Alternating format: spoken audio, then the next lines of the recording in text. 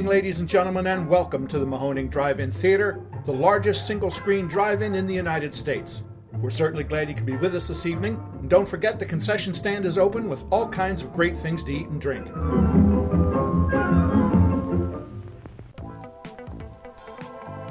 89.3 Mahoning Drive-In Radio, your old friend Virgil back once again with my co-host Mark. Say hello, Mark. Hello. And very happy Halloween to you guys as we roll into official spooky season, which means, of course, the season for us is coming to an end. So we're going to talk about a mishmash of stuff today, as well as field some questions from our Patreon fans.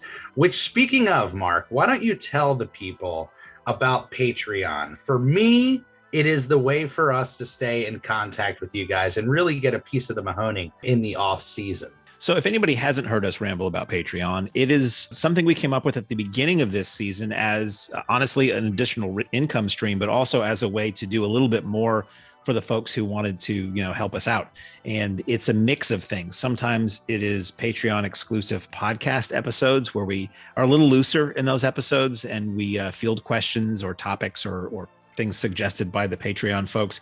Sometimes it's videos that we create. Sometimes those videos are us recording celebrities who come to the theater giving their film introductions for people who missed it, or if they send us on-screen introductions. Sometimes it's a video one of us will shoot just talking about something, all sorts of behind the scenes and film-centric stuff.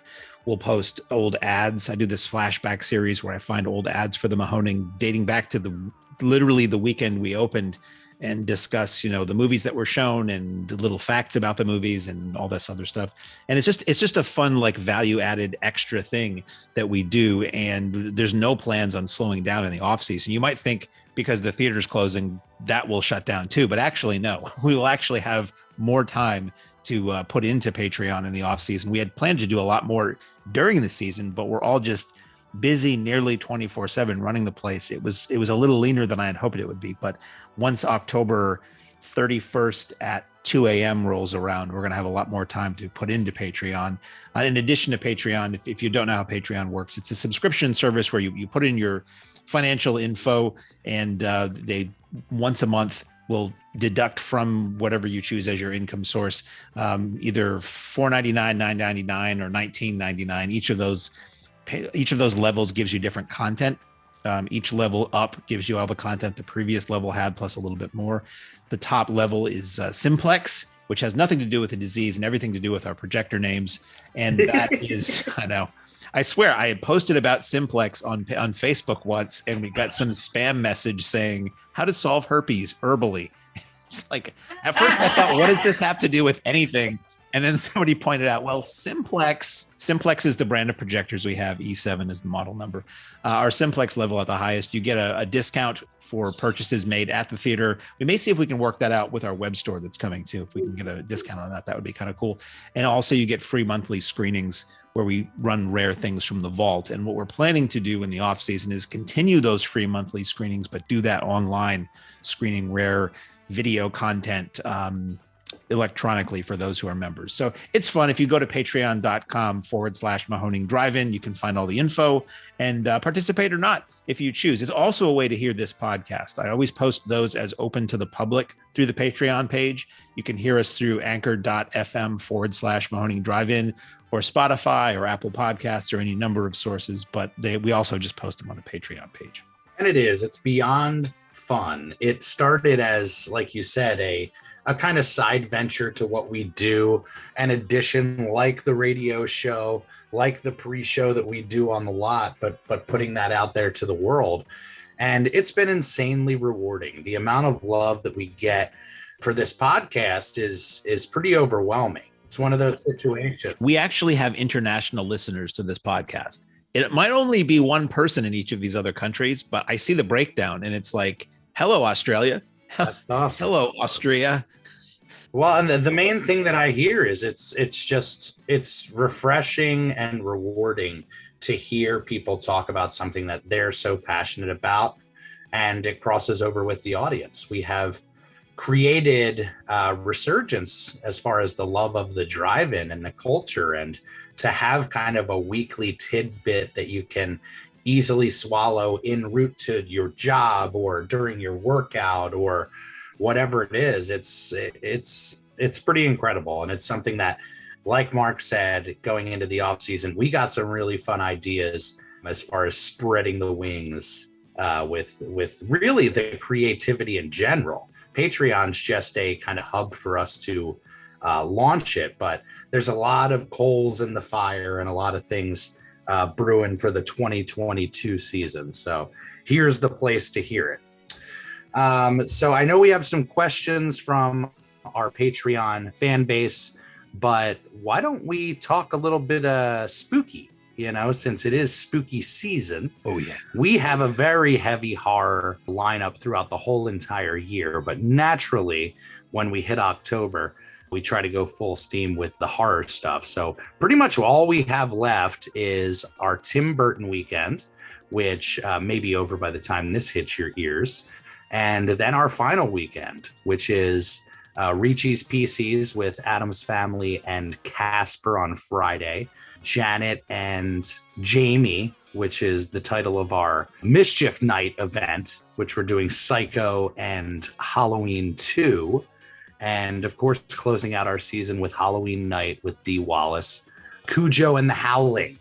A lot of classics tossed in there. And Mark thought it would be a great topic to talk about some of our horror experiences, whether in the theater or growing up. And I certainly have some. Mark, I know you got some, that's for sure. I think my introduction to horror, I wasn't like a horror hound kid. I grew up in New Hampshire, and this would be, let's say, born in 74. So when I say grow up in the 70s, you're kind of there, but not completely aware of things. 70s into the 80s, well into the 80s. And it was mostly TV where I would see that sort of stuff. Right. And, you know, there was something, Channel 56 in Boston, WLVI had Creature Double Feature. And it was like a horror host show minus a host. There was just this voice that would come on and introduce the movies, you know, over the show intro or over like a looping piece of video. And they showed like the Hammer stuff and some Universal stuff and a lot of Godzilla and all that. So I was well steeped in monster movies and the kind of horror you would show on a Saturday afternoon, you know, mostly aimed at kids. And it wasn't until I was a bit older that I was really like willingly watching scary stuff. But the one thing, I'll start and then we can go back and forth. But one of the earliest memories I have of something just scaring the hell out of me was the ABC Saturday Night Movie. It would air. So the way the house was when I grew up, we had a big old house. My family lived on the upper floor, which was like a full large apartment, let's say. And my mother's mother, my grandmother, lived on the ground floor. And sometimes my parents would go out on the weekends. And if they didn't have a babysitter come to sit with my sister and I, or just myself, we would just go downstairs with my grandmother, or I would stay upstairs alone for a while and watch TV before I went downstairs for the rest of the night. And I would watch whatever was on, you know, as it got dark. And then ABC would come on with the ABC Saturday Night Movie. And the host was Ernie Anderson. And he was known, he's known now probably as the voice of ABC, you know, the Love Boat. That was Ernie Anderson. If you knew TV in the 70s into the early 90s, Ernie Anderson was the voice of like all the announcing on ABC. He's also the father of P.T. Anderson. He might be best known as that now. And wow, I didn't know that. Oh, yeah. And early on, funny enough, he was a horror host in Cleveland. He was known as Ghoulardi. He was an extremely popular horror host in Cleveland. He also had a comedy team with Tim Conway before Tim Conway was famous. And sort of like Tim Conway went out to LA and got McHale's Navy and some work. And then eventually Ernie Anderson went out. They actually put out a few comedy albums that I have. Anyway, Ernie Anderson was the voice of ABC, and it would be the ABC Saturday Night Movie. And it would be this, and you can find it on YouTube. Introductions to movies in the 70s and 80s on network TV was this huge fanfare. It really gave you this sense of excitement. And then it was building up to something amazing you were going to see. So I would watch it hoping it would be something cool and fun. It would be this huge fanfare. And then Ernie Anderson's voice would come on, and it would be this one voice saying, the ABC Saturday Night Movie, really upbeat and everything. And then Ernie Anderson's voice would come on and go, tonight, a woman stalked in terror. And it would scare the shit out of me. And it would just be clips from whatever movie they were going to show. And I was terrified by that. And I would like flip the channel as soon as I could. And in that day, you were of the age where if you got scared by something you saw on TV, the world of fantasy and reality would blur enough that Suddenly you thought whatever it was scary on TV might be in the shadows in the next room.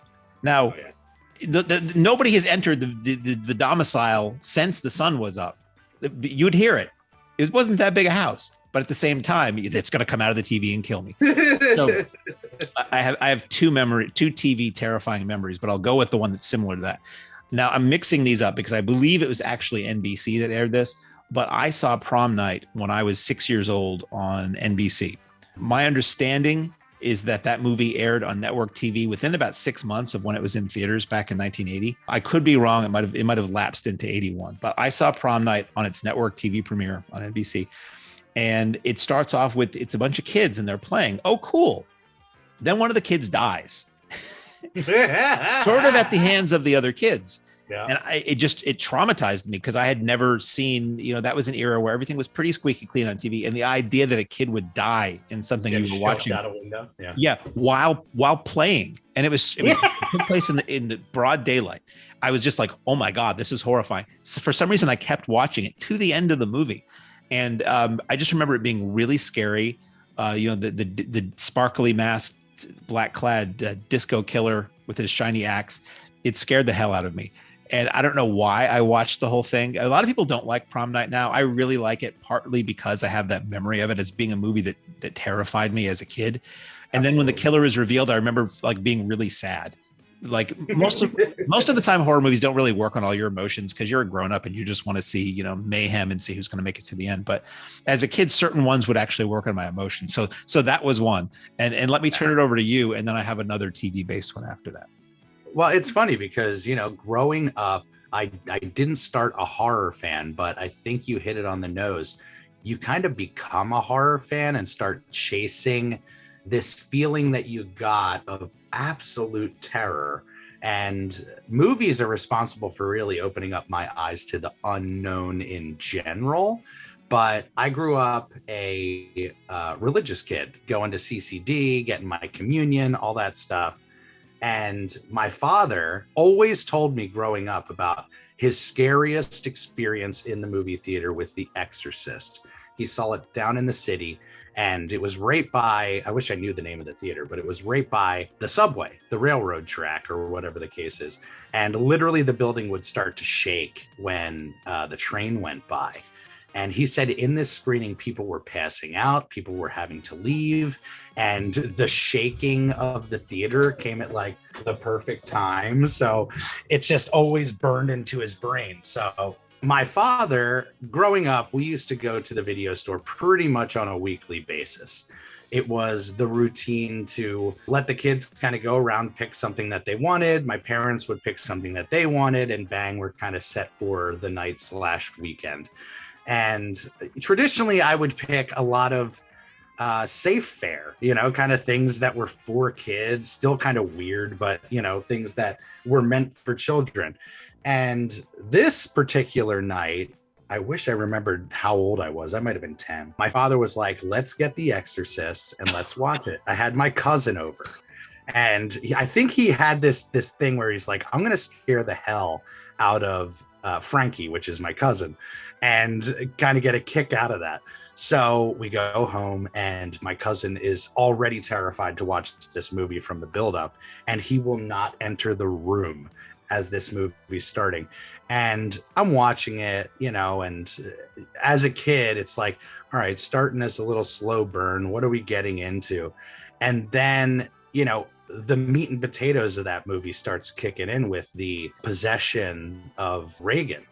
And it opened up my eyes to something that, even though I had been, pretty much being told this stuff on a weekly basis, God, the devil, blah, blah, blah. The idea of the devil taking over your body literally flipped me out, to the point where I got angry at my father. How could you do this? And the thing that gets me with that movie is, it has this amazing based on true events lead in, which as a kid, you'll believe that as soon as that hits the screen and buy everything that's in that movie. So I look back on that as kind of the shaping of knowing more about the world through movies, but also being truly terrified at the idea of something that a movie gave me.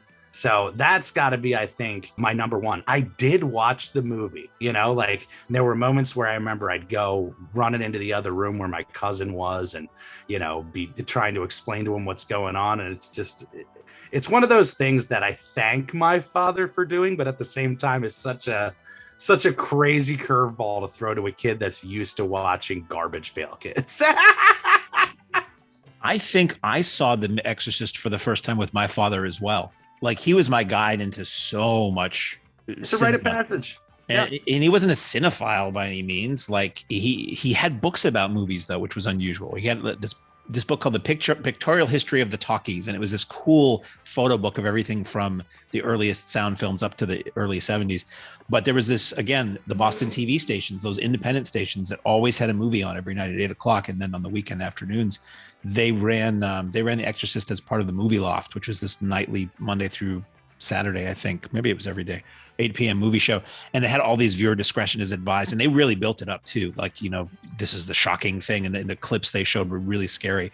But I watched it with him. So it was edited for TV. It was pretty sanitized. It wasn't until video, probably several years later when I was a teen, that I saw it uncut. But it was pretty darn scary.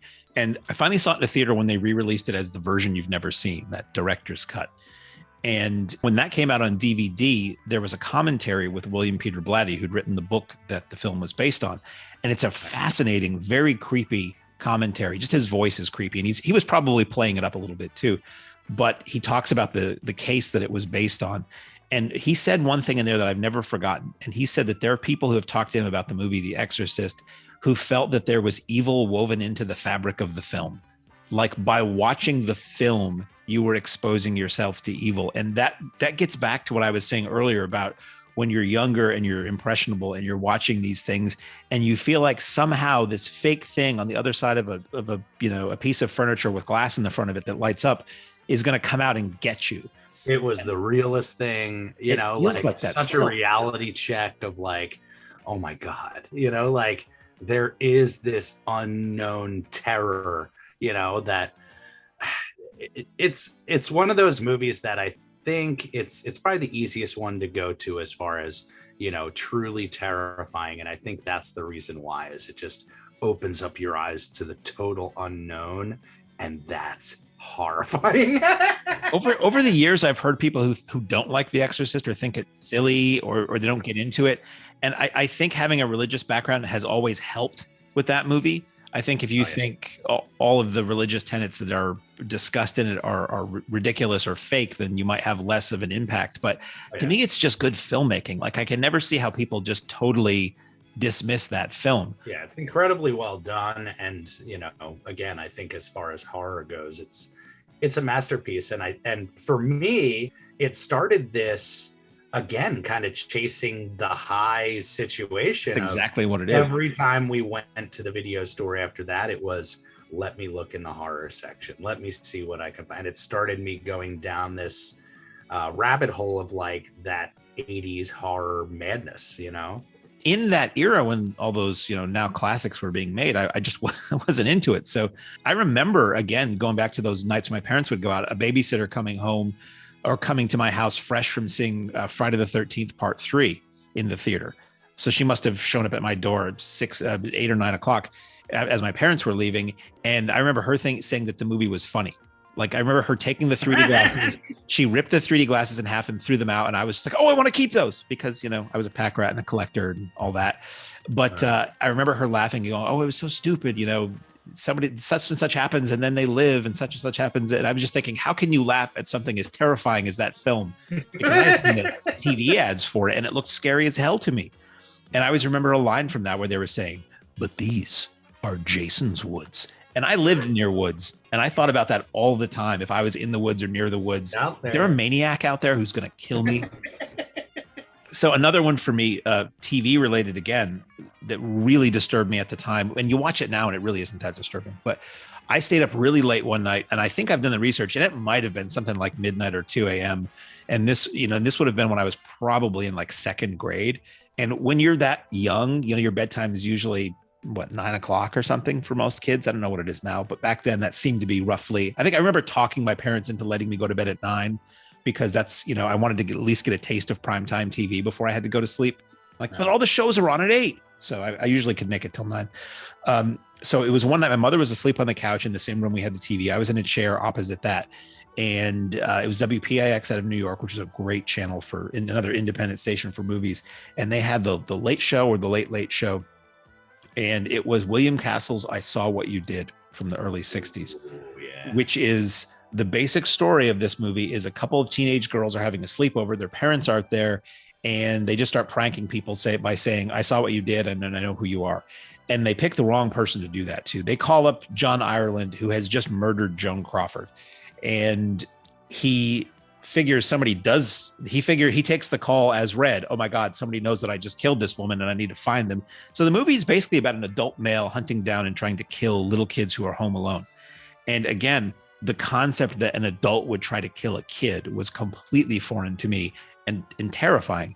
And I'm in our house, the front door downstairs is locked. The door to our upstairs is locked. Both of my parents are in the house, albeit asleep. But that movie worked on me so much to the degree that I felt like I was home alone because my parents were not, awake and moving around. And the idea that this guy at night was trying to get into a house and kill these kids, it was like I was sucked into the movie. It just scared the hell out of me. And I just remember being a shambles after that. And somehow having to turn off the lights and go to my bed was terrifying because, again, once the light goes out, all the creatures come out of that room that's so tiny and small and has nothing in it. With the lights on, suddenly the creatures are gonna just seep out of the walls or something. So years later, I found I Saw What You Did. I bought it as soon as it hit DVD, and I watched it. And it's way lighter in tone than I remembered. But I guess it's one of those things where if you're at the right age and you can put yourself in the right mindset, it totally worked on me as a little kid. That's the thing. I think it's really a timing situation where if, in my case, if you're lucky enough to be exposed to some of this alternative content, it can really send you down as a film lover down a crazy rabbit hole of discovery. And we talked about this the other day. We were having our weekly managers meeting, and the first few minutes we were talking about Halloween Kills, and then we started talking about horror movies. And at one point I said, we're doing a podcast now. You realize this. Horror movies is chasing that thrill.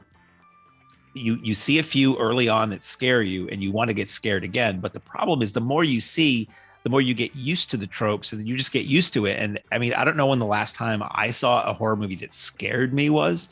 I can see movies that disturb me. I think that's maybe what I go for now. Something that kind of lingers with you and makes you think or kind of creeps you out. That I still get once in a while. But horror is one of the few, I was going to say franchises. Horror is one of the few genres where you cannot like the majority of what you see, but you keep watching them because, or moreover, horror movies theoretically are supposed to be scary. For most of us, they really are not. We love them for the trappings, for the tropes, for the vibe, for the soundtrack, for the lighting, for the mood they set. They don't scare us, but we still watch them anyway. Now, you can't apply that to comedy. I don't think there are a lot of people who endlessly watch comedies and don't laugh at them, but still think they're good, or anything like that. Horror seems to me, in my mind, to be the one genre where 99% of them cannot work for you, but you still keep watching them anyway. I don't know the last horror movie that scared me, honestly. And I don't know that I ever had a theatrical experience where a horror movie scared me. Disturbed me, yes. It Follows, I thought, was pretty disturbing and creepy. That might have been the last one that I saw in the theater that really worked on me in a big way and gave me the goosebumps at certain moments. Mostly they tend to rely on jump scares, which I don't like. To me, a jump scare is illegitimate because it's a physical nervous system reaction. It makes you jump because there was a loud noise you weren't expecting or somebody jumps out. It doesn't mean it's scary. It means your body works. It's like if I tickle you and you laugh, it wasn't because it was funny. It's your body responding to a stimulus. So I'm not a fan of jump scares. So when a horror movie can come up with something that is just unsettling, like there's a moment in Insidious, if you know what I mean. Yes. There's that moment in Insidious, it just made my blood run cold and my heart stop. And it was a sort of a jump scare, but not quite. And there's a moment in Exorcist 3 that does that. Exorcist 3, which I think is a pretty good movie that I saw in the theater when it came out. Exorcist 2, it has its fans. I know Andy's a big fan of Exorcist 2. Oh yeah. To me, it's just bad with kind of a cool soundtrack. But once in a while, I'll see something that just shivers the spine, and I give mega points to a film that'll do that, or just be uncomfortable without being, overtly gross. I mean, gore has its place, and gory can be fun and cool, but I need a little more than that most of the time. Yeah. So yeah. Do you have any other memories of specific films or film watching experiences that burn themselves into your brain or nerves? I mean, I got a few. Certainly, I love the fact that we're the home of Camp Blood and lean into the Friday the 13th franchise, because I'll never forget seeing that for the first time. I guess it was USA would do these on Friday the 13th. They'd run a marathon after hours, and it happened to work out that Friday the 13th fell on a weekend. I was at my grandmother's house again with my cousin Frankie, and I decided to stay up all night and try to watch this slasher movie for the franchise for the first time, and it freaked me out. The setting of my grandmother's house late at night by myself, again, it kind of set that mode of like, there is somebody outside there. This guy definitely is out there, and that forever stuck with me. Seeing the guy in the wheelchair get the hatchet through the face, I'll never forget that. It certainly burned into my brain. But sometimes, you said it, it's these weird moments, of kind of eye-opening. I remember one summer watching Fire in the Sky, which we've talked about, I think, maybe not on this podcast, but definitely at the Fire in the Sky screening that we did last year. And that movie totally flipped out my world. Again, the eye-opening thought of there might be aliens out there. We might not be alone. At that time, they might not be E.T. Yeah, that they might literally run a needle into your eye. I had a paper route at the time, and I want to say I was 12, and I went to my mother the week after seeing that movie, which I saw in the daylight. It was on HBO during the day. And I just decided to sit there and watch the whole entire thing while my friends played outside. And I begged her, I said, please do not make me work this job and be out in the dark. Because I could have sworn I was going to get swept up in those early morning hours and probed.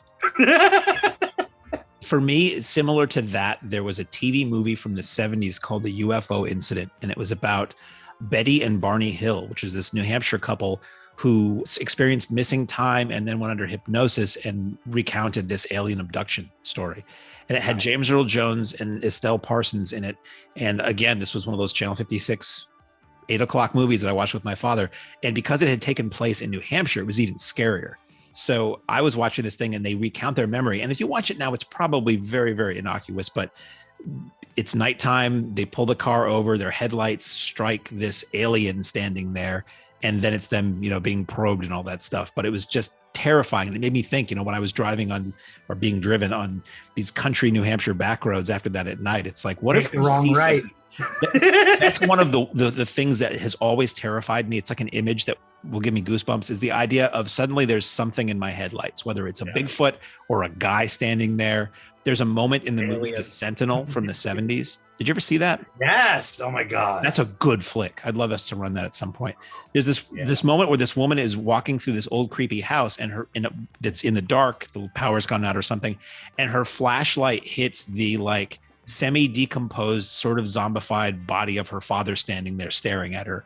And it was freaky as hell. And I've always remembered that. And that's always been something that when I dwell on it in my mind, it gives me goosebumps. So anything just like showing up in a beam of light. So be it aliens or Bigfoot or an old dead guy. But I saw Fire in the Sky in the theater when it came out. I remember that. And it's a gem, and obviously showing it on the big screen last year, it holds up like crazy. Oh, yeah. I think, I'm just a sucker for the based on true events. I remember, I think the only experience in a theater would be Blair Witch. I remember when I went in to see Blair Witch, I was totally in for this is based on found footage. That was a brilliant marketing campaign. Yes. And it really worked on me because I remember leaving that theater after, seeing that guy facing the wall of the pure terror. It worked. It really worked on me and my friends. It was the perfect age, I guess, for me to have experienced that in the theater. The marketing worked on me like crazy. I went to see that with a friend of mine in Boston when it was in really, really limited release. And it was like one of those things where you had to take 2 buses and a rickshaw to get to the theater where it was. You had to work for it in those days. Or if you had a car, you just drove there and parked. And the woman, middle-aged, I guess, woman sitting next to us, when the lights came up, she turned to us and she said, did that really happen? Because they had played it as though it was real, and shooting it, bless and curse that movie forever for giving us the found footage genre, but it made it feel like it was real. It was people you'd never seen before. So it wasn't like it was Tom Cruise in this movie to give you an out as far as the reality of it. And they had the wanted posters set up, and it was just, it was really totally effective. And I remember like little moments of movies that, really stuck with us when we were kids. I remember Zelda from Pet Sematary. That scarred us as kids. My sister used to do that to terrorize us. She used to do the voice, and oh God, yeah. I saw that in the theater with my mother, funny enough. I think 89, right? I think I was just too young to see it by myself. So she was willing to come with me, and we saw it opening night. And that was a movie that was really scary and really disturbing as I was watching it. And a few years ago, the Alamo and Yonkers did a Stephen King triple feature, and they ran on film. They ran Cujo, Pet Sematary, and Cat's Eye. Yes, they were animal themed films. Yes. And I was so surprised because I had seen Cujo before and wasn't a big fan. I had seen Cat's Eye and didn't think it was okay, but whatever. And Pet Sematary I remember as being great. And what was wild for me, Pet Sematary fared the worst of the 3 watching them again with older eyes. Crazy. It seemed much cheesier to me than it did originally. Cujo was just great. And I'm not just saying that because we're hoping people will pay to come see it in a week. Cujo was really solid. And Cat's Eye was way better than I expected, or way better than I remembered. It was intentionally funny, and it was an anthology movie if you've never seen it. And the stories were really good and intense. And it was cool that they had these little references to other Stephen King movies in there, and including Cujo. And Pet Sematary it didn't hold up for me, surprisingly. I still say it's better than that remake was, and the sequel. But it was weird. It was really surprising. Like, wow, this just doesn't. Because I went in thinking, oh boy, I remember how scary this was, and I had it on tape illicitly from the video store, and it always worked until recently. But yeah, Pet Sematary, I give high props to what that did to me when I first saw it when it was in the theater. Oh, hell yeah. And sometimes it's the littlest thing that freaks you out. I have a great memory. It has nothing to do with horror movies, but it is a great scare moment when I was a kid. Do you remember the story of 3 Men and a Little Baby with... Yes, with 3 Men and a Baby, yeah. So the story that I heard, and we had this thing, we rented it to see if we could find it. The story that I heard was that there was a ghost in the background, and it was of a boy who had died in the house that they were shooting in. And going into it, I remember going to the video store, asking for this movie, getting it, bringing it home, finding that scene, and shivering to my core, like so scared when we did this kind of slow-mo, frame by frame, as we pass and see this image in the window. Oh my God. I remember. Terrifying if you go in with that mindset, scary. Because there is something there. Yes.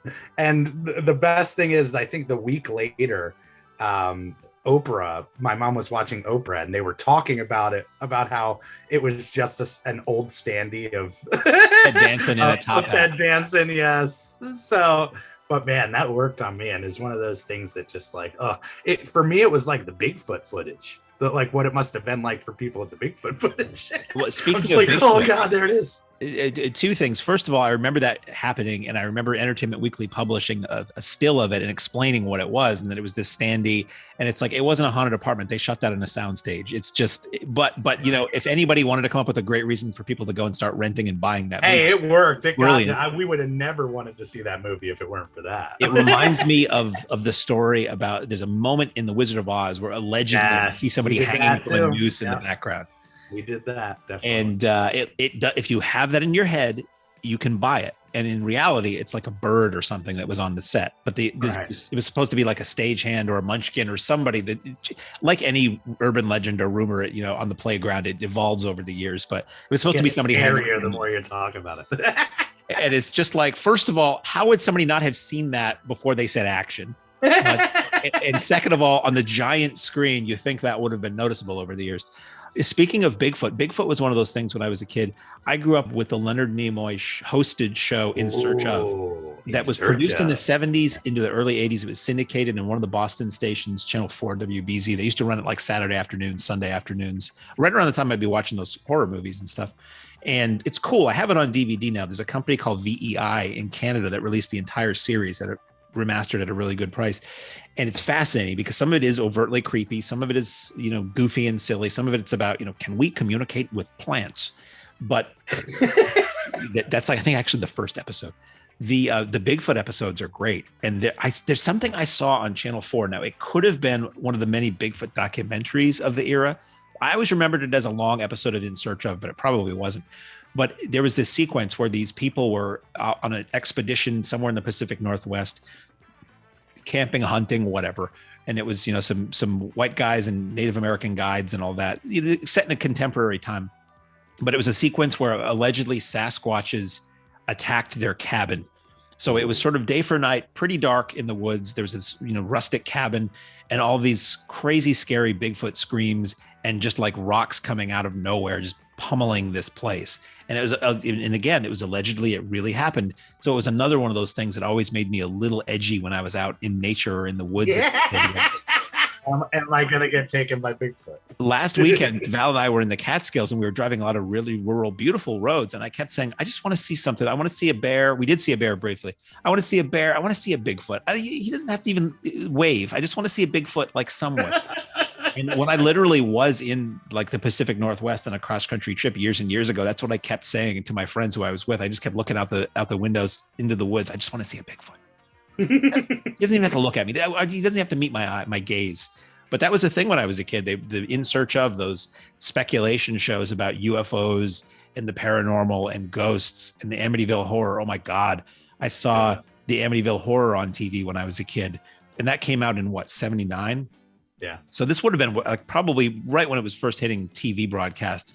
I watched it with my older cousins and it was the most terrifying thing ever.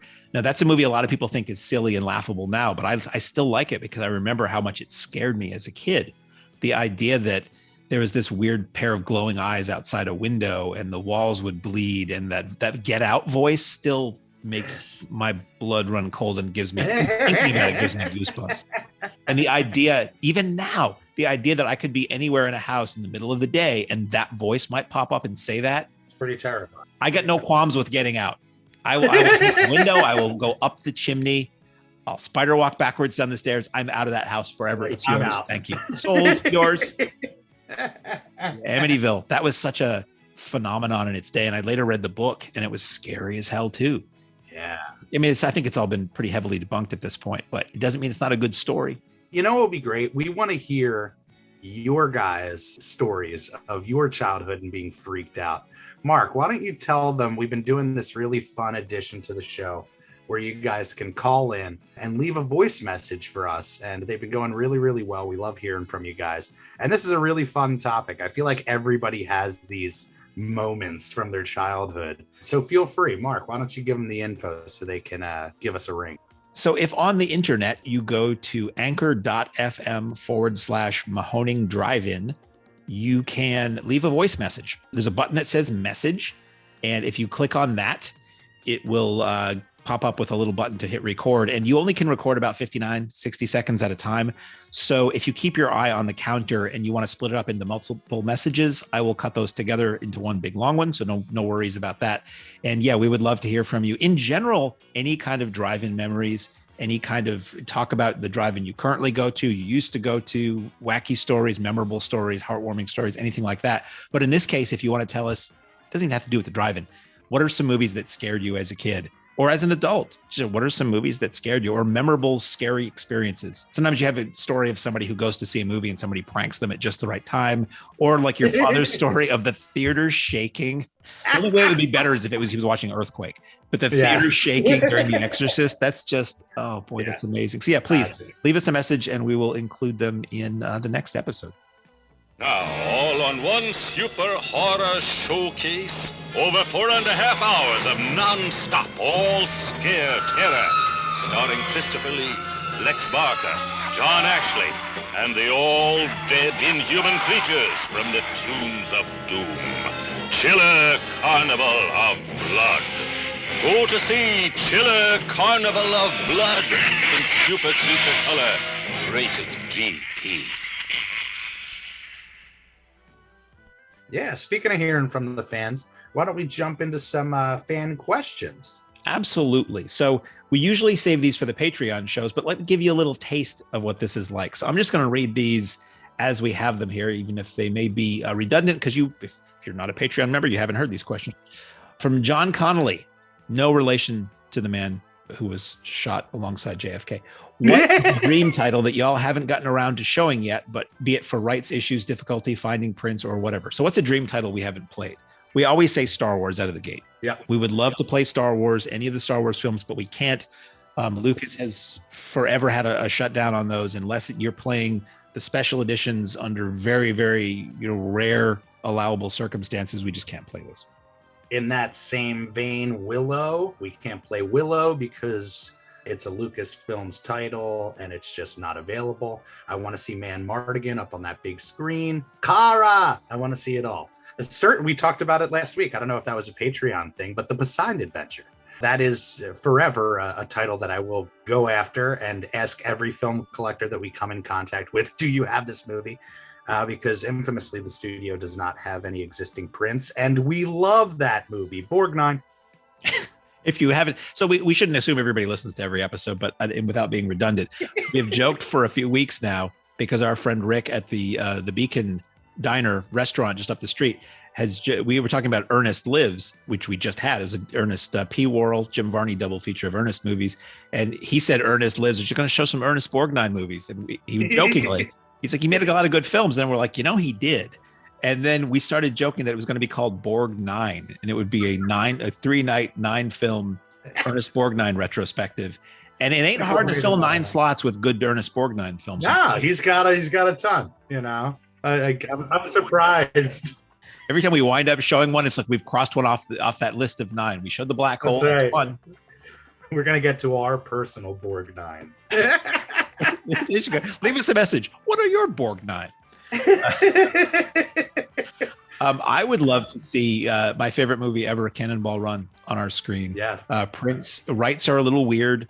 Prints are really hard to come by, but there is a print that I saw at the Alamo in Brooklyn a couple years ago that had like Dutch subtitles or something on it. So it came from overseas, but it does exist on film. I don't know. Rights are weird. It was like released by Fox, but also owned by Golden That's Harvest. when it gets, when there's no prints for us, it becomes a situation where it's like, well, we might not ever be able to show this. But the rights thing makes it even harder because then we really can't show it. There's literally not an option to do so. So it creates this, Some rights holders are infamously pricey.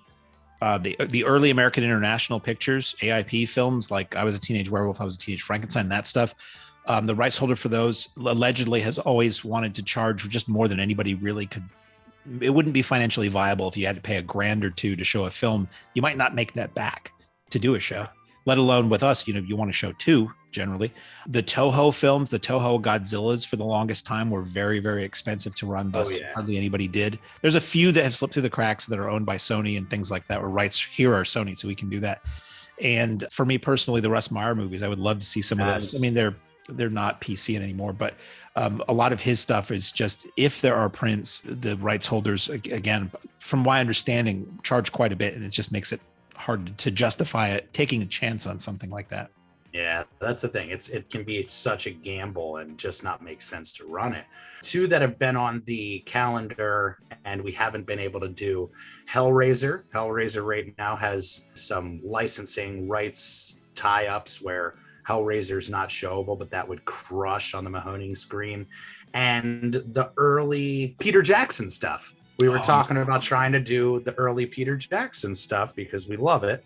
And there's also some sort of tie-up with the rights with the early Jackson titles that we would want to play. I think the last I heard, he was working on like big time restorations of those, so they were out of. That's what I assumed, and I hope it's not a situation where it's like he doesn't want 35 prints to be screened, and only the restorations. But I don't know if people know that, but some directors are like that. William Friedkin, speaking of The Exorcist, we ran The Exorcist from a Blu-ray a few years ago because he does not want prints run. He doesn't want potentially faded or cut or damaged prints running. He wants the film to look the way he wants it to look. I saw a DCP of Sorcerer, which is a great movie that nobody talks about, at the Alamo Drafthouse in Yonkers a few years ago. And again, that was DCP. I know our friend Frank Henenlotter, director of Basket Case and Brain Damage and Frankenhooker, only wants digital screenings. Which is why when we read Basket Case not long ago, even though prints were available to us, it wound up being digital. Yeah, same thing with Frankenhooker. That happens. I mean, more times than not, we're blessed that we're able to at least uncover the rights. Getting to the print sometimes is a little bit deeper of a dig, but at least we know, hey, this film is available to screen somewhere, And the longer that I'm in this biz too, I'm finding a lot of what I call public domain titles or just kind of lost in the mix titles. These titles that people just really aren't looking at or going after or whatever the case is. But there's so many out there. There's a ton of amazing public domain titles. What was the one that we played with Arch Hall? The Sadist. I know when we played that for maybe Weekend of Terror last year or something like that. But that's a great PD title. And sometimes we get lucky with that where we'll actually have a print of an amazing film that doesn't cost anything to license. So that's just a rare blessing. I did a horror host show for many years, and that's all we had to work with because we had no money. So it was all public domain horror or cult or weird titles. And we got through, again, as best that we could verify that these were truly public domain. We got through 100+ episodes of that show. So there's a lot out there. It just, sometimes it's so overplayed because everybody can run it. They do. Then again, sometimes that makes a classic. Like, I don't know if Night of the Living Dead would be as big a classic if it wasn't public domain, and it couldn't have been screened as much as it was over the years. Everywhere. I mean, I think it's not public domain anymore. I think they did find a way to retain the rights. Well, that was a great question. I love these hits from the fan base because it really does. It creates this extension of the show, the fans that are so invested in the preservation of our culture and getting into what we do. It really does make you part of the conversation. It's pretty awesome. Mr. Projectionist, stop the show. Here's great news you ought to know. We've just got a shipment of taste-thrilled treats, all tip-top quality and delicious eats. There are hot dogs and popcorn and candy galore. There's soft drinks and coffee and a whole lot more. So direct your steps to our refreshment stand to enjoy the finest snacks in all the land.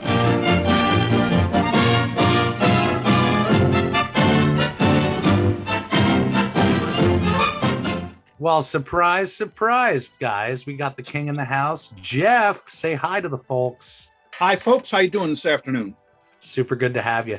We're chatting about some spooky stuff, being that Halloween is right around the corner. This will likely be our Halloween episode. And we are in the middle of answering some fan questions, but we just jumped off the topic of scary experiences with films as a kid. Do you have anything that sticks out to you, a choice memory of a film that just flipped you out? Well, you guys know the story, and maybe some of the folks out there don't. The first film that really scared me was Carrie. Oh, yeah. That was the first one that I saw that, I had seen other horror films, but they didn't make me jump or anything like that. Right. But Carrie, when that hand comes up out of the grave at the end, and I remember because I was sitting towards the back, everybody jumped. I mean, not just me. I mean, everybody jumped. It was incredible to see that. I'm glad I wasn't sitting closer up front or something like that, because man, that whole audience just went, bam! They shot out of their seats. That was intense. We played Carrie at the theater, and Mark, why don't you tell that? We watched it and had the perfect experience with Jess. Okay, so if you know Jess, or if you don't know Jess, our longest running employee other than Jeff at the theater, and she's not into scary movies at all. But somehow we convinced her to sit outside the snack bar and watch Carrie, and she gets really into it and animated, and she's like talking to the screen. I mean, not loud that everybody would hear, but she's just like, "Oh, don't go in there! Oh, no, no!" Oh, and she was just like, she was aggressively rooting for Carrie to kill her mother by the end of the film, which was a lovely, touching thing to see. But what I wound up doing was, it was Jess and somebody was sitting on either side of her outside, and I stood behind her just to watch her and see the screen at the same time. And I knew what was coming. I knew that moment was coming, so I wanted to be there for it, and it was amazing. So after that, I invited her. A bunch of us, when Halloween 2018 came out, we all said, "Hey, let's a bunch of us go and see that at the indoor theater up the street." And we convinced Jess to come along, and it was one of the most entertaining theater experiences I've ever had, especially at a horror movie, because she was just so into it. And I always say, I want to see a horror movie with somebody who gets scared, and I want to see a comedy with somebody who laughs a lot. So it's great. So after that happened, she had gone out the other end, and she had a great time, because it's like a thrill ride. That's why we go to see these things. And we made a pact that we would go and see the new one together when it came out, which at the time we thought was going to be, 2 years ago now. But I just talked to her the other day before we started our managers meeting, and we're going to go see Halloween Kills together with whoever else can come, because again, I want to watch Jess react to Michael Myers just reducing the population of Haddonfield. Maybe a Patreon exclusive. We'll get Jess to review Halloween Kills. It's funny because this isn't a plug for one of our last shows, but we were talking about movies that really stuck with you as a kid. I love Friday the 13th for that story I told about watching it at my grandmother's house by myself late night. I remember one Halloween, it's every kid goes through this where they feel like they're too old to go out trick-or-treating. One of those years, I decided to stay home, and I was just going to watch, horror movies and give out candy. And Halloween 2 is one of those movies that really hit me at the right time. I'll never forget the nurse getting dunked in the boiling water and her face getting, all mangled out. And the fact that we get to play that on Mischief Night this year. And a lot of people ask, why aren't you playing Halloween 1?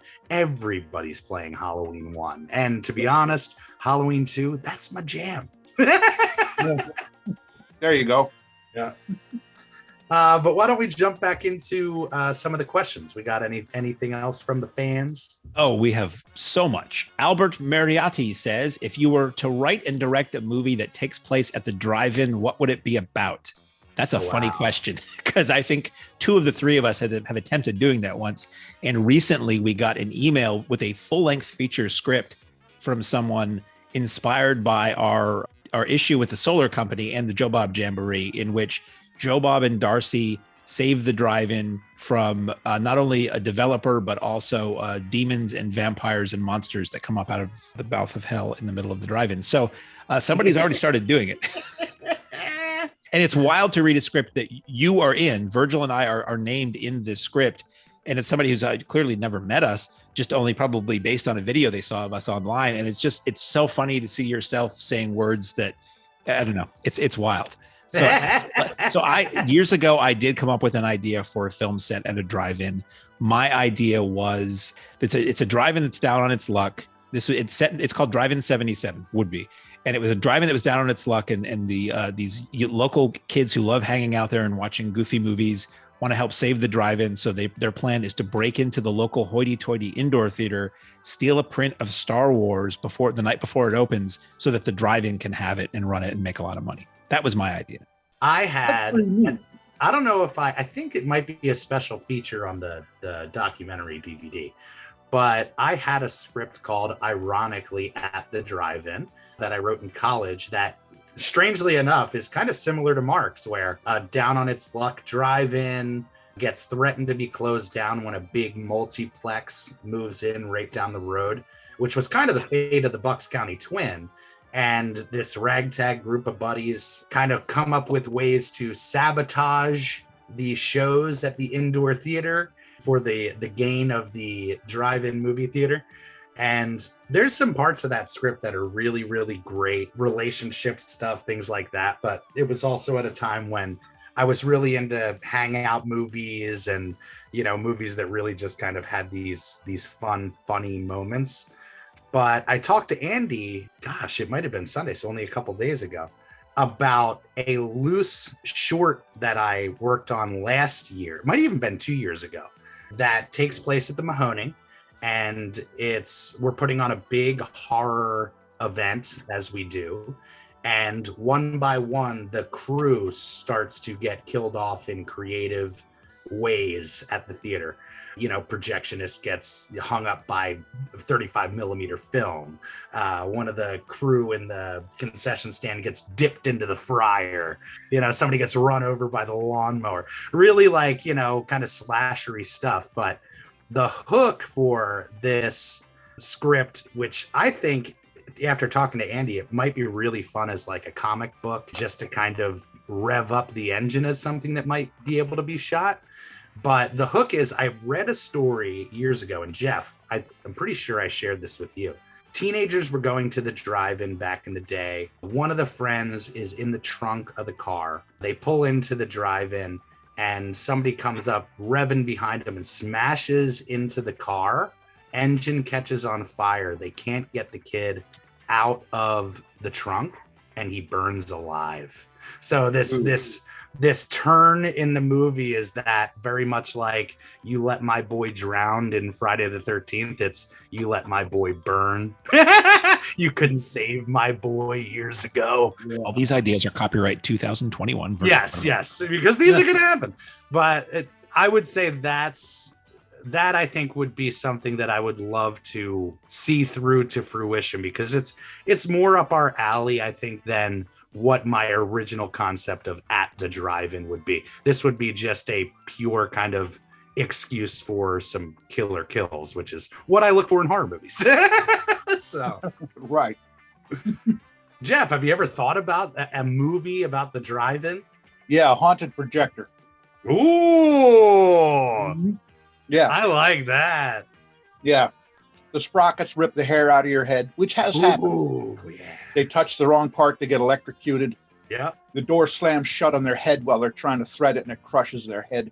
It could double as a projectionist safety training video. Yes. Yeah, because those are all things that legit could happen with our projector.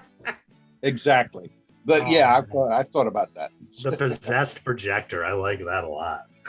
That's a great question. Who submitted that one? That was Albert Mariotti. Great one, Albert. Great one. Great question. William Sebastian asks that musical question. Now that you have done two large events like Keep Your Distance Tour with Bruce Campbell and Joe Bob, who would be your dream collaborator? Also, I am referring to Living but also curious on Dead. William Castle, as far as Dead guys at the drive-in, would be amazing. We sort of did that. Exhumed made that a reality with Schlockerama this year in recreating William Castle gimmicks at the drive-in. That was probably one of my favorite nights we've ever done. Yeah.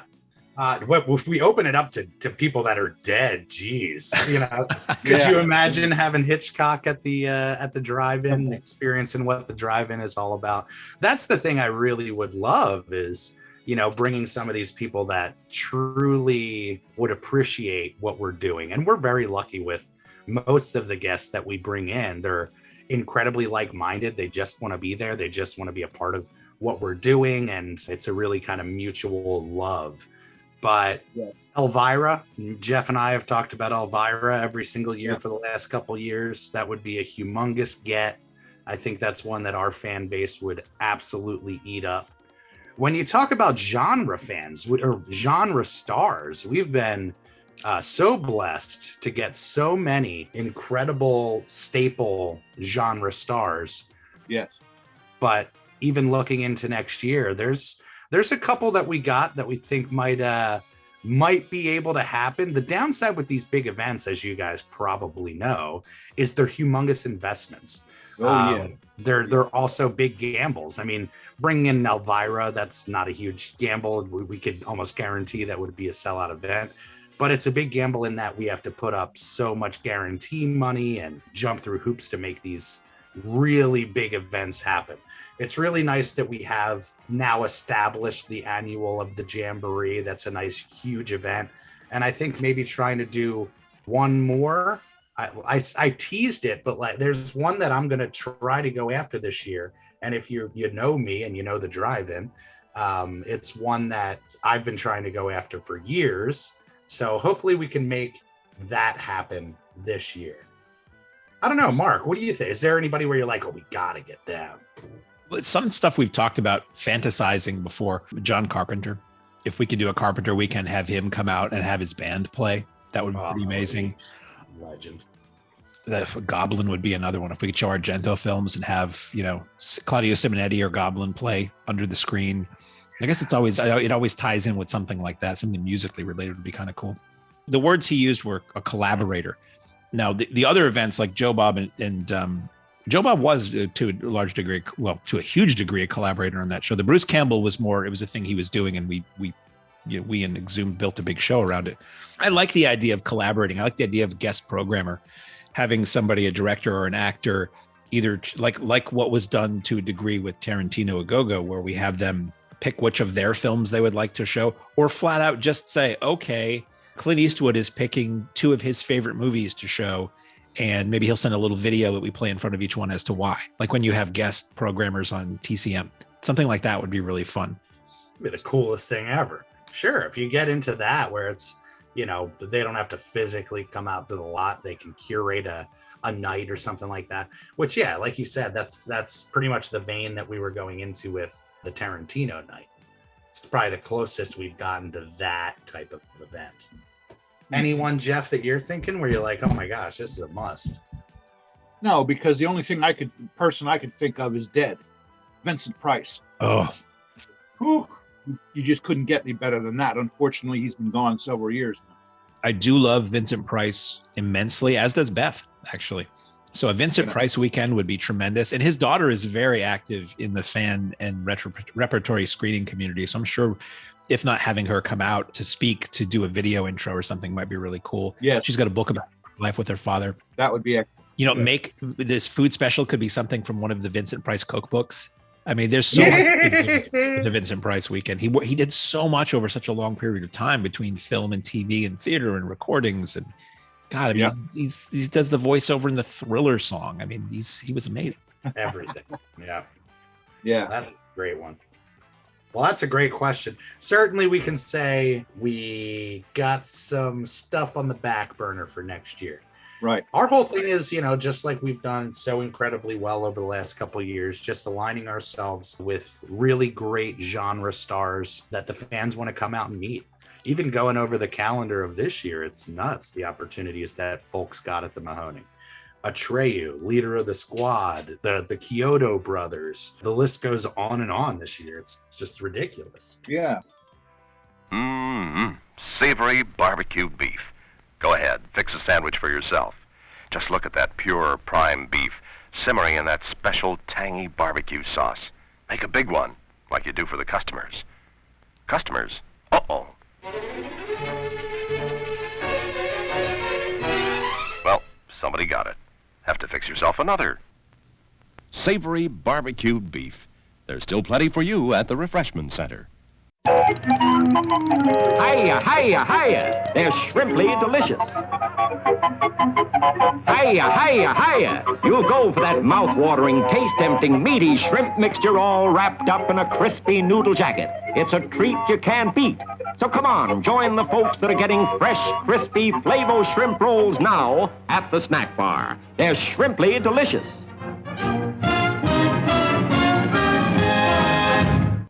So Gene Beretta asks, Gene, we love Gene.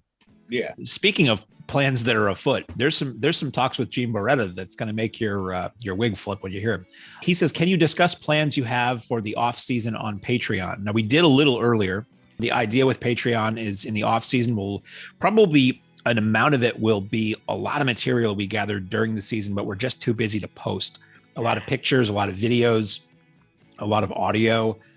All that sort of stuff. But we may do more stuff like this, where we delve in and do a little writing or a little recording of movie talk, movie memories. And for the Simplex tier, we are going to keep doing the monthly screenings that are exclusive to the top tier, but we're going to do that streaming online. So it'll be everybody will be able to gather and watch some rare piece of video, maybe chat along, maybe discuss the films afterwards. It'll be a way for everybody to sort of still gather. The whole idea with Patreon was to keep the fun going when the theaters closed too, or the fun going for people who can't make it out. And with those virtual gatherings, people who've never been able to come out to a Simplex screening, we have Simplex members that may have never even visited the theater or live all across the country. They'll be able to be more involved. So it's going to amp up a bit, and it'll be just a lot more content, a lot more history as I uncover it. And it'll be fun. And videos. I put it out there to Mark. I said, we'd love to align ourselves with maybe some of these Blu-ray DVD companies and shine a light on some of the retro releases that are coming out there, because we're huge media collectors. Yeah. So that just seems like a nice crossover, maybe shine a light on some of our favorite Blu-ray companies and some of the goods that they got coming out in the off season that our fans would appreciate. More reviews. I'm thinking, I don't know if we talked about it here, but I want to keep doing the DJ sets. Yeah. I mean, all of us can record those at home and post them to Patreon. So instead of being out on the lot listening to us ramble and spin our favorite tunes for an hour or so, you can just do it on your computer. Oh, that would be good. You'll still hear us. And it shouldn't be technologically difficult for us to do that at all. So we're going to stay in your ears and your eyes and your brains pretty actively, if not more so than it was when we were open. Yeah. That's right. Gene, we love you. We can't wait for next year. Yep. Gene's amazing. He currently does children's books, and he often will do watercolor paintings of our screen or the theater while he's waiting for a movie to start. And he gave me just a gorgeous thing he had just created of our screen. So yeah, really cool guy. Okay, here's what we can all jump in on. This is almost akin to something we were talking about earlier. Mistress Zeneca says, what is the first movie you can clearly remember seeing as a tiny kid? Wow. The very first movie? Yeah. That I remember seeing as a kid. I'm going to need a second to think about that one. No, I know what it is for me, but it's just way too obvious. Wizard of Oz. Oh. The first one I remember as a kid, yeah. And was that TV or theatrical? No, that would have been that would have been TV. Mm-hmm. That would have been TV. The first movie I ever saw in a theater oh boy. That's where my memory is clearer, is theater. I probably saw movies on TV. I'm sure I did, because the TV was always on. It's always in front of the TV. Yeah. I know the better story is the first movie I ever saw was Saturday Night Fever. It depends. Back then, movies played for a long time. Yeah. I believe it was when it was released in 1977. I saw this because I know it was the R-rated version that I saw. And my mother took me to see it at the drive-in. Funny enough, my first movie was at a drive-in. Wow, that just hit me. Yeah. It was at a drive-in. It was Saturday Night Fever when it was new. She took me because I liked the songs from it on the radio. Now, if you've seen Saturday Night Fever, it's not a movie to take a 3-year-old to. For the music, but it was advertised as this big fun disco movie. I think it's a great movie. It's a very serious movie for the most part. And it was a little traumatic. Speaking of films that scared us, there was a guy falls off a bridge in the movie. A guy who's been a fun, cool part of the gang is suddenly really sad. And for some reason now he's dead. That was a little rough for a 3-year-old, but I do remember seeing that movie at the theater. I also remember seeing The Rescuers in the theater, which was also 1977. So someday I'll go through old newspaper listings and be definitive, but it was either Walt Disney's The Rescuers or at an indoor theater in my hometown, or it was Saturday Night Fever at the drive-in. That's pretty good. I'm going to say, I remember, it has to be theatrical. I remember seeing one of the Short Circuit movies in the theater. I guess it would have had to have been 2, because 2 came out in like 88, I want to say. So I would have been maybe 5 or 6. That's not a great one. I remember on video vividly, I think one of the first movies that scared me was Willow. I saw Willow when I was 5, and the beast wolves in that movie really scared the hell out of me. And then at a certain point, there was a multi-headed dragon that they sliced the head off of. That freaked me the hell out as a kid. Ironically, I'm going to things that immediately scared me. They make an impression. Yeah, they really do. Yeah, they do. Follow That Bird. I remember that was a big one in our house. The Big Bird movie, Follow That Bird. Yeah, that's a really good one, Zeneca. That is a hard one. because there's all these like scattered memories of movies when you were a kid. Yeah, that's why it's difficult for me to pick one out, because we were going to movies before I could even really constantly. remember. I remember probably that 88, 89 was probably like my biggest memories. I remember the video store was hot then, and my mom loved Young Guns, so she used to watch Young Guns all the time. I knew that movie back and forth when I was literally 5. But yeah, it's strange because the memories that I'm remembering are really movies that my mom would watch on a regular. Big, I remember we would watch Big. She loved Tom Hanks in that movie, so we watched that a lot. Yeah, it's strange that I think that's probably my era, that like 88, 89, when I was 5-ish. But yeah. Jeff, do you recall the first movie you saw on home video, like a videotape? Well, before I get to that, let me mention this or I'm going to forget. I was 5 years old, so that would have been 1963. I think the earliest movie I can remember seeing is Walt Disney's The Gnome Mobile. Oh. Did you ever hear that? Yeah. Wow. Yeah, that was about 1963. That starred Walter Brennan. And I did see that at a drive-in. That's like the earliest one I can remember besides Wizard of Oz. That's the earliest one I can remember. It's funny, you think about it, for several generations, the earliest movie memories and earliest movie experiences would have been at the drive-in.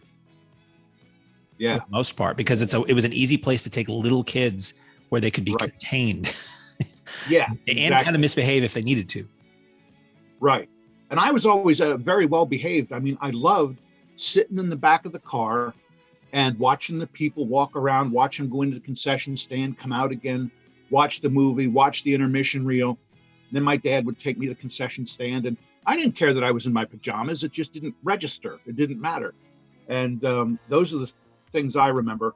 And yeah, I would have been 5 years old in 63. I remember The Gnome Mobile with Walter Brennan. That one I remember. That's a great one. Yeah, that was something else. That was something else. But on videotape, let me see, the earliest movie I ever watched on videotape, and that would have been Beta, by the way. My dad did not want a VHS player. He wanted a Beta machine because the picture was better back then. The Beta machines had a much better picture. And I can remember our first Beta machine because I still have it. It's in my basement. I still have it. He bought that in like 82 or something like that. The first one. I'm going to say it was one that was a couple years old. I'm going to say The Shootist, John Wayne. That was his last movie. Right. Yeah. Yeah, I think I watched that on Beta videotape. Yeah. Because if you are of a certain age, you had multiple first experiences. You had the first indoor movie, your first drive-in movie, your first thing you can remember seeing on TV. But then down the road, it was videotape. It was this new thing where what was the first movie? And for some people who were, I guess, old enough, you probably do remember that first experience because it was so exciting to be able to control a film all of a sudden. I mean, did you have 16 and 8 before that? 8 millimeter. Had 8. So that's the earliest home video. So you'd experience that. But for people my age, it was thrilling that it's a movie. You watch it when you want. You can stop it. You can rewind it. You can pause it, and there's no commercials. That was like a big deal. Even if you had cable or HBO, you still didn't control it. You still you had to watch it when it was on, and you had to sit there and watch the whole thing. For me, I think the first movie I saw was on video was also Beta. We were visiting my uncle Dick in Burlington, Vermont, and they had a Beta machine. And we went to a video store, and I was super excited because I was a movie kid. And it was literally like a candy store. It was like, oh, I can only pick one. And they did say, though, it has to be Beta. And on because they had both at the time. This would have been 84, 85 probably. And I'd look for the smaller boxes because they had them side by side. And I rented the Night Gallery pilot TV movie. That cool painting of Joan Crawford on the cover. And it was multiple segments, and Spielberg directed a segment. It was really good because I'd always heard about it. I was a big Twilight Zone fan, but I'd never been able to see Night Gallery, and I rented that. And then I think after that, the first VHS, I think I remember my best friend getting a VCR, and I remember him renting Brewster's Millions. And I think I went over to his house and I watched that. Like they had it for a day or two. So it was exciting that you could watch it over and over again. So I'm pretty sure it was that. That's neat. That is neat. Yeah, we're definitely products of the home video era. You know, that It was was the greatest thing. Yeah, like 77 on. I remember in my childhood, I don't know if your parents did this, but my mom would tape everything. It's like when she discovered the technology of recording off of cable, it was like we had everything and it was all filed, and we had big old books that, you know, she used to log them in. Oh, I did the same thing. Had everything. For me, my parents didn't care. They were just cool with whatever was on TV. But me, I wanted the access to that library of the multiple video stores we had in town and all these movies that I always read about. I had all these books about movies. I had the Psychotronic Encyclopedia of Film and the Leonard Maltin books and this Talkies book that my father had, and all these movies I'd only ever read about or seen pictures of, and suddenly I could watch them all.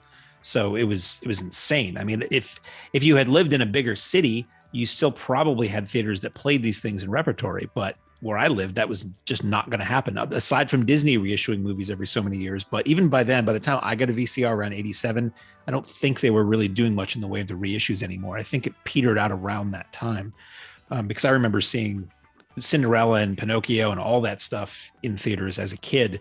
But I feel like as you got to the late 80s, they sort of reignited their animation division with Little Mermaid and stuff. And the reissues they focused on video for that stuff instead of theaters. Yeah, and it made sense. I remember videotapes being so expensive. You know, Oh, it was yeah. like, it was like $70 for a freaking VHS tape. I can remember even back when they were selling beta pre-recorded videotapes in the stores. They were $80 Unbelievable. a piece. Yeah. It's crazy to think about. Now you can't give them away sometimes. As we can attest. Yeah. Yeah. Well, that was a great question. Anytime we can jump into the Wayback Machine, I love that. Behind the blazing eyes of X, you will see demon forces that seek to probe the scientific unknown. Beware. Beware the stare of X. X. X. 1 cc under the right lid, 1 cc under the left. Suddenly he possessed X-ray vision, power to see through clothes, flesh, walls to the very ends of the universe. X, a fantastic adventure into the unknown, starring Ray Milland in his most challenging role since his Academy Award-winning Lost Weekend. X, the motion picture with a theme so unique it could only be called X. Filmed in Pathé Color and Spectrorama. X, the man with the X-ray eyes, is the different picture this year from American International. You won't ever forget it. X. X. X. John Dahl, not the director of The Last Seduction, says, mixture of question and suggestion.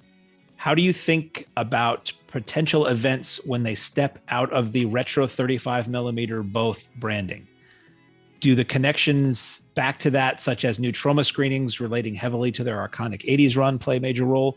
What about genre? Something like Black Dynamite, Outlaw Johnny Black double feature would be really cool, but does that stray too far from the Mahoning vision? He's basically saying, how do we feel about showing stuff that's either not on film or not old?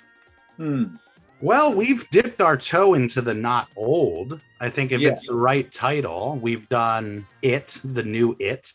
We've done Once Upon a Time in Hollywood, which makes total sense. Both of those were on 35. So we do dip into the modern, and we've been talking about, modern classics, ones that even are certainly on 35mm still. But I think you tapped into something else there with the blaxploitation, where there's a lot of events that we want to do that, unfortunately, they're just too much of a gamble. We don't think that we're going to pull the Mahoning audience out in droves to come and see, which we've seen in the past. I was talking to Harry, not to spill the beans on next year, but I know he really wants to do a very action-heavy weekend, which is against the norm for him, at least at the Mahoning, because horror crushes for Harry. Right. But we tried that in 2016, 17 with our Tough Guy weekend. And that lineup was killer. You had so many different variations of action stars in that lineup, and nobody came. And I think since then it's been this thing of like, we could try, could a Kung Fu night work? Probably, but will it do well enough, you know?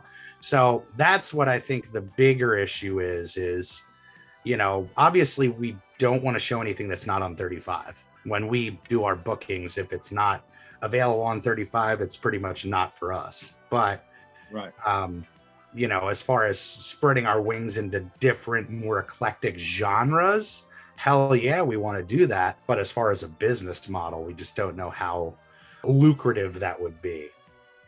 I think we're eventually going to try just about everything. But like with Gangster Night, I thought that was really neat because we had James Cagney and White Heat, and we had a couple of others that were, Edward G. Robinson in Little Caesar. Yep. And just classic gangster movies. And it didn't do that well. And I've always wanted to try it again one of these years. But it's like Virgil said, and I make out the bills. Let me tell you, you have no idea the overhead that comes with this drive-in. And it's because we put on all these great events. I don't mind, you know, spending the money one bit, but we've got to be able to get it back because that's our only resource. We appreciate whenever anybody makes a donation to us or something like that. We are very, very grateful, but the business has to support itself. And the overhead when we do special events like Joe Bob, et cetera, or have a star come in, the overhead is immense. Not only do we have to pay the bills, but then we have to make something on top of it. And sometimes that's a little tough.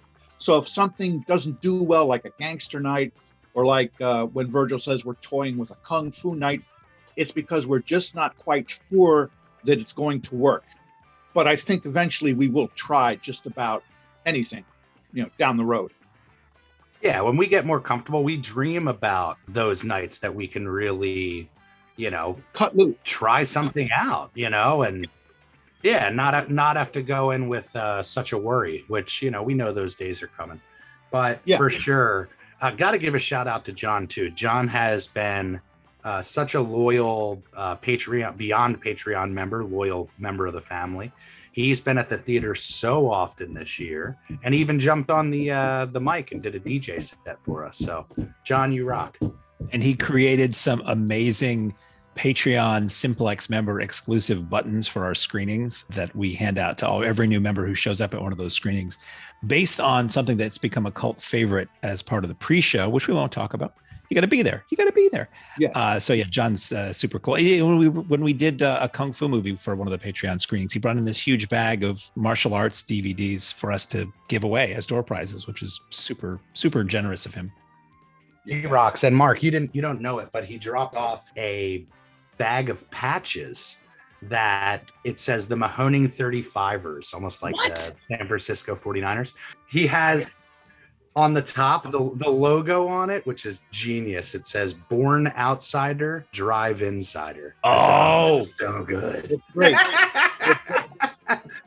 Yeah, they're beautiful. It's gonna make me buy a denim jacket. Sure, the fans are gonna be wanting that too, you know. Yeah. Well, we love when you guys submit the questions. Again, it's a great way to get involved. I think that's going to do it for us this week. We're going to be back with you guys. It's very possible the season will be over by then. So hopefully this comes out before our last weekend, if you guys can make it out, please come out and give us some love. Say goodbye. The off season, it's bittersweet. Jeff puts it perfectly. We need it. It's essential, but it always is a bummer. For me, it's the hard part is going from an ultra social life to pretty much little social activity in the off season. You just you're used to seeing your friends every day, and then that shifts a little bit. But we're going to do our best to stay in contact and keep the coals burning. We'll just have everybody on the podcast in the off season. Yeah. That is the tough part, is kind of leaving your friends behind. I mean, you can get together for dinner now and then, but it's not the same as having the drive-in open. But yeah, believe me, Virgil, Mark, myself, we stay together during the winter and we figure out next year. That's one of the most important parts about the off season. Not only do we get a little rest, but we're constantly getting ready for next year. So even though we're relaxing, we're still busy, right, guys? Absolutely. Yeah. And that'll be the plus is, you guys will get maybe 2 months of downtime. And then come January, we're going to be booking again and probably releasing events come February. So it all revs up pretty quickly. And, again, you guys have a lot to look forward to with the plans that we got. So we're excited. So if you guys are not in the know, check us out, mahoningdit.com for all the dates, deets, and tickets. Again, can't say enough about the Patreon. And hopefully we see you guys out on the lot before the end of the season. But if not, much love to all you guys. And I think on that note, Jeff, take it away, my friend. Ladies and gentlemen, thanks again for coming out tonight to the Mahoning Drive-In Theater. We hope you'll come back and see us again real soon. The exit is on the right-hand side of the screen at the front of the field, and most importantly, have a very safe trip home. Good night and God bless you.